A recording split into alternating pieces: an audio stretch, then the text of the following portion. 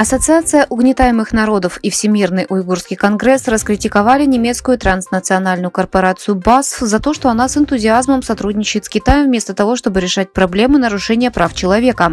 В совместном пресс-релизе критике подверглось выступление покидающего свой пост генерального директора BASF Мартина Брудер-Мюллера на ежегодном общем собрании акционеров компании. BASF, Баденская анилиновая и содовая фабрика, производит краски и неорганические химикаты.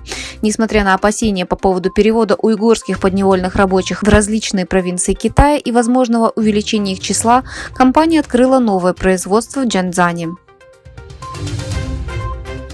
Государственный секретарь США Энтони Блинкен посетил Китай с 24 по 26 апреля 2024 года.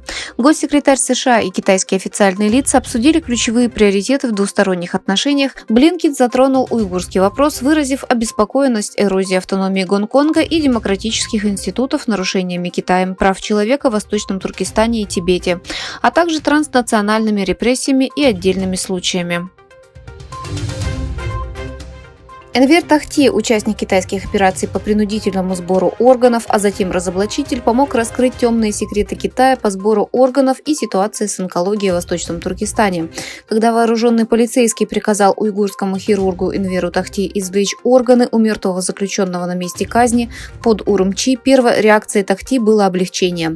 «Я думал, что они собираются меня казнить», — вспоминает он. Это был 1995 год, и Тахти работал хирургом-онкологом в Центральной железнодорожной больницы в северо-западном городе Урумчи. Высокий уровень заболеваемости раком в Восточном Туркестане, связанный с китайской программой ядерных испытаний, а также разоблачения, касающиеся сбора органов, вынудили его бежать в 1998 году сначала в Турцию, а затем в Лондон, где он живет и по сей день. Госсекретарь США Энтони Блинкен выступил с оценкой перед CNN в последний день своего трехдневного визита в Китай. По словам Блинкена, они увидели доказательства того, что Китай пытается повлиять и, возможно, вмешаться в предстоящие выборы в США. По словам Блинкена, он передал министру иностранных дел Ван И и председателю КНР Си Цзиньпину озабоченность администрации Байдена по поводу поддержки Китаем российской оборонной промышленности и сообщение о том, что США введут санкции, если эта поддержка продолжится. Информация о том, что Ирак закупил у Китая беспилотные летательные аппараты CH-5, была подтверждена в видеоролике, представляющем командование сухопутной авиации Ирака.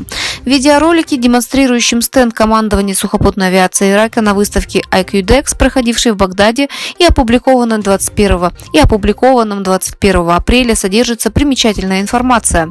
В видеоролике подтверждается, что Ирак приобрел беспилотный летательный аппарат CH-5 китайского производства.